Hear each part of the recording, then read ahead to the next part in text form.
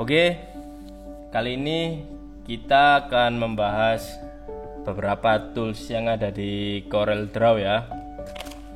Terutama tools-tools yang emang sering kita gunakan dalam membuat sebuah desain.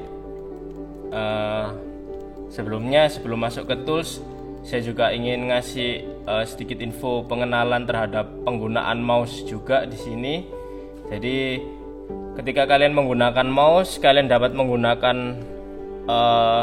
mouse ini untuk bekerja lebih cepat ya. Jadi tombol klik kiri untuk menyeleksi atau untuk ngeklik, tombol klik kanan pastinya untuk menuju ke menu-menu lain atau memerintahkan ke perintah-perintah yang lain juga. Kemudian ada juga scroll. Di bagian tengah scroll mouse ini berfungsi untuk zoom in zoom out. Scroll up scroll down itu fungsinya untuk zoom in zoom out. Nah, ketika tombol scroll ini kalian tekan atau kalian klik, akan muncul gambar tangan seperti ini. Nah, ini fungsinya adalah untuk menggeser layar ya, atau menggeser lembar kerja kalian ke kanan, ke kiri, ke atas. Jadi kalian tanpa harus menggunakan ini tombol ke bottom sama top, left and right. Nah, ini kan terlalu lama. Kalian cukup menggunakan scroll, mengklik scroll pada mouse, maka dia akan menggeser layar seperti ini. Oke, yang pertama kita langsung aja ke tools yang paling awal ya, pick tool namanya di sini. Ini yang paling atas. Ini fungsinya adalah untuk mengklik, memilih, menyeleksi, memindahkan, memutar, bahkan sampai mengubah ukuran objek ya. Jadi fungsi pick tool di sini yang paling penting karena semua kegiatan setelah kalian menggunakan tools yang lain harus kembali ke pick tool. Untuk itu tadi, untuk memilih, merubah, memutar dan lain-lain ya. Kemudian di bawahnya pick tool ini ada tool shape tool namanya. Shape tool ini fungsinya adalah untuk mengedit bentuk objek ya, atau melengkungkan. Jadi dia lebih ke titik-titik node. Coba saya kasih contoh di sini. Saya membuat sebuah kotak ya, pakai rectangle tools.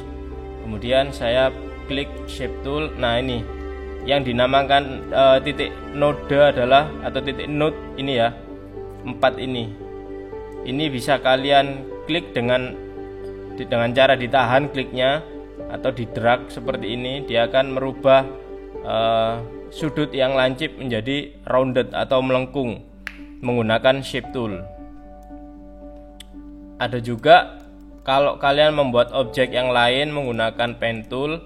Nah, ini akan muncul titik-titik node berwarna biru dengan cara diklik shape tool. Nah, di sini akan terlihat ya, kalau saya zoom out, di sini akan terlihat sekali titik-titik biru kecil. Ketika saya zoom in, nah titik biru ini menjadi titik-titik yang penting untuk merubah bentuk sebuah objek. Nah, seperti ini. Ini menggunakan shape tool. Oke. Kemudian di bawahnya lagi ada crop tool. Crop tool ini sebenarnya jarang dipakai juga untuk mendesain ya. Oh ya, di setiap tools juga itu dia terdapat bagian-bagiannya ya. Jadi dia kayak mempunyai sub tools gitu. Ini diklik di bagian ujung bawah segitiga warna hitam. Ini ada beberapa tools yang mempunyai sub. Jadi kayak shape tool sendiri punya sub tools, yaitu di sini ada smooth, ada smear, ada twirl, attract, repel, smudge, and roughen. Ya, mungkin kalian bisa pelajari sendiri ya untuk keterangan dan fungsinya masing-masing. Karena memang hanya beberapa saja yang dibutuhkan untuk membuat sebuah desain. Karena di sini saya akan menjelaskan beberapa tools saja yang memang sangat-sangat penting untuk membuat sebuah desain. Kemudian di bawahnya lagi ada zoom tool. Zoom tool di sini juga tidak seberapa diperlukan karena kita sudah bisa menggunakan ini tadi dengan scroll up scroll down di mouse kita. Nah, zoom in zoom out-nya pakai ini aja udah cukup tanpa harus kita mengklik tools zoom tools yang ada di sini ya. Kemudian di bawahnya lagi ada pen tool. Nah, pen tool ini juga memiliki beberapa sub ya. Dia ada freehand. Oh sorry. Awalnya itu kalau tampilan awal itu pasti munculnya freehand dia. Karena kita tadi udah sempat nyoba-nyoba kan. Jadi dia munculnya pen. Nah, tampilan utama dia adalah freehand di sini. Freehand. Terus ada 2-point line, ada bezier, ada pen, ada B-spline, ada polyline, ada 3-point curve, sama smart drawing. Dimana ke semua fungsinya adalah intinya untuk membuat sebuah objek ya dari garis. Entah itu freehand, entah itu pen, entah itu yang lain. Nah, kalau pen garisnya akan mengikuti terus seperti ini. Dia akan hilang atau akan berhenti ketika kita kembali ke titik semula, ke titik awal. Nah, dia akan hilang. Beda lagi dengan yang lain, bezier. Bezier dia sifatnya putus-putus seperti ini, satu persatu, one by one. Nah, ntar kalian bisa coba sendiri. Kemudian selanjutnya ada artistic media. Di sini juga artistic media menurut saya tidak seberapa diperlukan ya, karena ini seperti tools tambahan aja, karena sifatnya sifat brush seperti di Photoshop gitu. Dan kalau kalian mau buat artistic media, di atas ini ada pilihan-pilihan brushnya, ada brush stroke, footprint, mosaic, musik, object, plans, dan lain-lain ya. Kemudian bentuknya juga kalian bisa cari di sebelahnya, ini ada bermacam-macam. Ketika kalian pilih apa misalnya splatter, nah di bagian sebelah ini juga pasti muncul jenis-jenis splatter yang seperti apa, bisa kalian pilih. Ketika menggunakan ini, saya kasih contoh, ini harus di convert dengan cara control key. Nah, kalau tidak di convert dia nggak bisa diapa-apain. Oh sorry, control shift key untuk convertnya.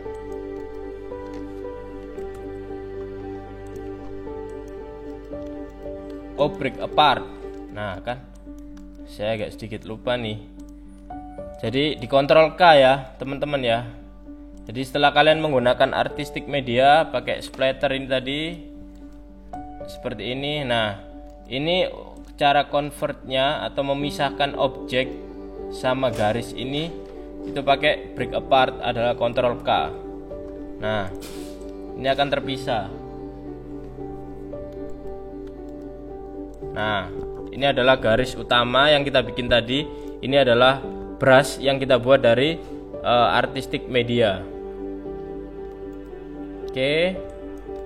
Selanjutnya kita akan ke rectangle tool. Nah, rectangle tool adalah tools yang digunakan untuk membuat kotak ya. Kotak, entah itu persegi, entah itu persegi panjang. Kalau kalian mau membuat sebuah persegi, kalian harus menahan tombol pada keyboard itu menggunakan tombol Ctrl sama Shift, ditahan dua-duanya. Kemudian kalian drag seperti ini membuat sebuah kotak. Nah, ini kotak ini akan berukuran sama persis atau presisi. Nah, kalau ingin lihat ukurannya ada di bagian atas ini, di bagian menu bar ini, 10,442 cm sama. Begitu juga ellipse tool, di bawahnya lagi ellipse tool.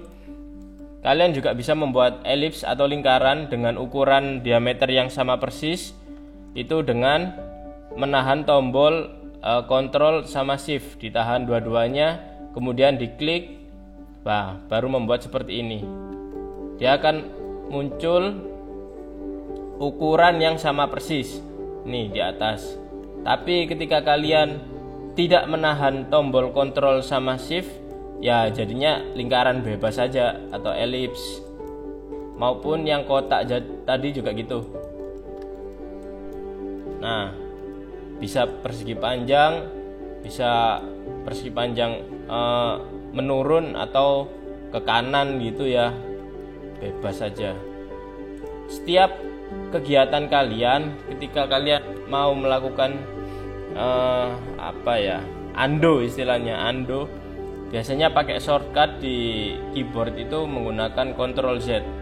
Jadi ketika kalian melakukan sebuah kesalahan dan ingin mengulang undo, itu cukup menggunakan Ctrl Z seperti ini. Dia akan kembali ke sebelum-sebelumnya ya. Oke, kemudian di bawahnya lagi ada polygon tool. Sama seperti yang tadi, polygon juga punya beberapa bagian tools ya. Di sini ada star, complex star, graph paper, spiral, basic shape, arrow shapes, flowchart, banner, call out. Ini ntar kalian bisa coba-coba sendiri di rumah fungsinya apa. Yang pasti polygon ini untuk membuat objek dengan sudut yang lebih dari satu ya. Di atas ini ada tulisan angka 5. Ini bisa kalian rubah sesuai dengan kebutuhan kalian. Misalnya saya ganti dengan 15, maka dia akan berubah menjadi objek dengan sudut 15. Nah, seperti ini ya. Dan ini bisa diedit juga menggunakan shape tool. Ketika kalian klik shape tool, dia bisa diedit seperti ini. Nah, ini ya, bisa kalian lihat ya. Semua untuk mengedit ini menggunakan shape tool. Kemudian di bawahnya lagi ada text tool. Text tool adalah tools yang digunakan untuk menulis. Jangan lupa kalau membuat text tool cukup diklik satu kali aja pada lembar kerja kalian seperti ini, sehingga muncul kursor. Barulah kalian bisa mengetik. Nah, jangan sampai kalian membuat satu paragraf ya dengan cara di drag seperti ini.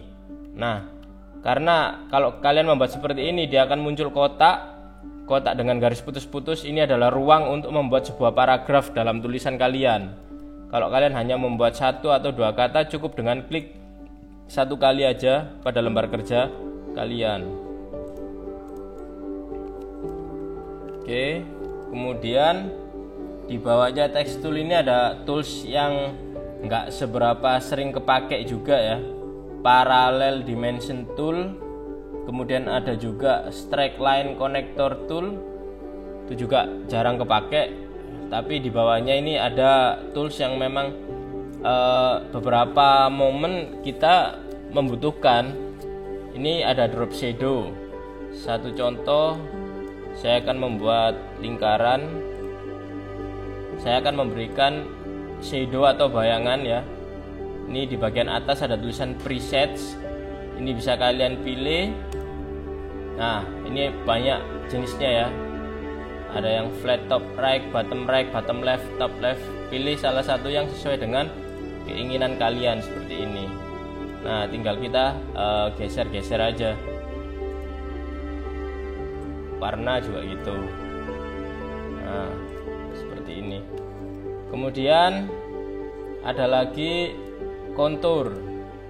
Kontur ini untuk membuat outline. Nah, ini objek ini kan memang sudah ada outline-nya. Saya akan menghilangkan outline-nya dulu dengan cara klik kanan ya di tombol X di bagian color palette ini di bagian bawah, atau bisa di atas juga sini. Ini cukup diklik kanan. Nah, dia akan hilang. Kita akan mengganti dengan kontur. Nah, di atas menu bar ini ada beberapa pilihan. Ada to center, ada inside contour, ada yang outside. Coba saya pilih yang outside. Nah, terus yang ini saya ganti 5. Ini adalah banyaknya kontur yang akan kita pilih. Ini ukurannya. Nah, ukuran kita ganti 1 cm. Oh, sorry. 0,1 cm.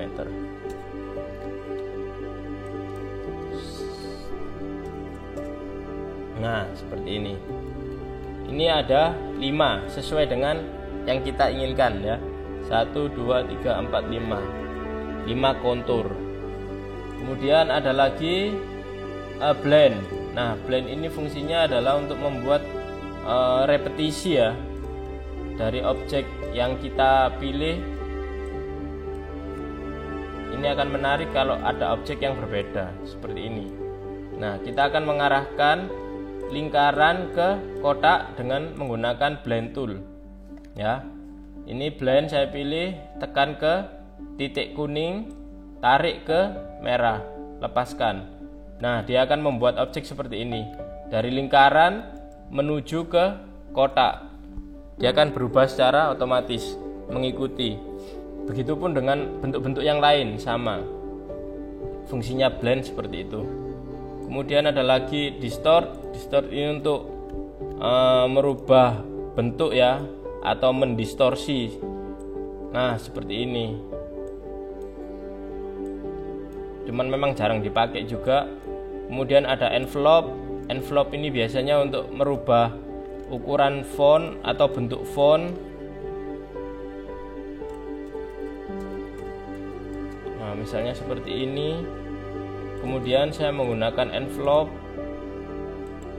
Saya ingin membentuk fontnya menjadi seperti ini. Nah, ya, merubah ukuran bentuk font menggunakan envelope. Kemudian ada lagi di bawahnya adalah transparency tools, adalah fungsinya untuk membuat objek itu menjadi transparan ya, atau tembus pandang dengan cara cukup memilih atau merubah angka yang ada di bawah ini aja. Nah, seperti ini. Setransparansi apa kebutuhan kita. Kalau kita tidak butuh ya cukup di klik tombol stop di bagian kiri atas. Ini stop, dia akan kembali seperti semula. Kemudian ada lagi di bawahnya adalah eyedropper. Ini yang sering digunakan juga untuk memilih sebuah warna ya. Nah, misalnya saya ingin memilih warna kuning ini, saya pakai eyedropper, saya arahkan ke font, maka font ini akan berubah kuning seperti ini. Kemudian ada lagi interactive fill tool. Interaktif juga punya dua, ada interactive fill, ada mesh fill. Tapi yang sering dipakai adalah yang interactive fill. Di bagian menu bar atas ini ada beberapa pilihan pewarnaan ya. Ada yang secara flat, uniform fill, ada yang gradasi pakai fountain fill. Terus ada beberapa pattern juga di sini, ntar kalian bisa coba sendiri. Kemudian ada edit fill yang terakhir. Nah, ini penting juga kalau kalian mau membuat pewarnaan dengan cara-cara itu tadi. Bisa pakai gradasi, bisa pakai pattern. Kalian tinggal klik yang di bagian edit fill ini. Nanti akan muncul halaman seperti ini. Terus yang terakhir ini biasanya terselip ya, dia memang. Kalian harus tahu ini ada tombol di bawah ini, ada seperti arah panah double ya ke arah kanan. Nih, ini diklik aja. Ntar di dalamnya ada satu tools namanya Smart Fill Tool. Nah, ini cukup penting juga karena dia bisa memilih objek sesuai dengan keinginan kita. Saya akan kasih contoh. Kita akan membuat objek seperti ini. Nah, saya akan menggunakan Smart Fill Tool sesuai dengan yang saya inginkan. Saya akan mengklik bagian-bagian yang saya butuhkan. Nah, misalnya seperti ini. Nah, fungsinya dia seperti ini. Ini sudah membentuk objek sesuai dengan yang kita inginkan. Saya akan coba tarik keluar. Nah, ini adalah objek yang sudah saya buat dari menggunakan Smart Fill Tool tadi. Ya, kurang lebih itu adalah beberapa tools yang sering kita gunakan dalam membuat sebuah desain. Ntar kalau ada kurang lebihnya atau ada pertanyaan bisa kalian ajukan di kolom komentar. Kita akan coba membuat video-video yang memang memenuhi kebutuhan-kebutuhan desain kalian. Oke, stay tune di sini, kita berjumpa lagi minggu depan. See you next time.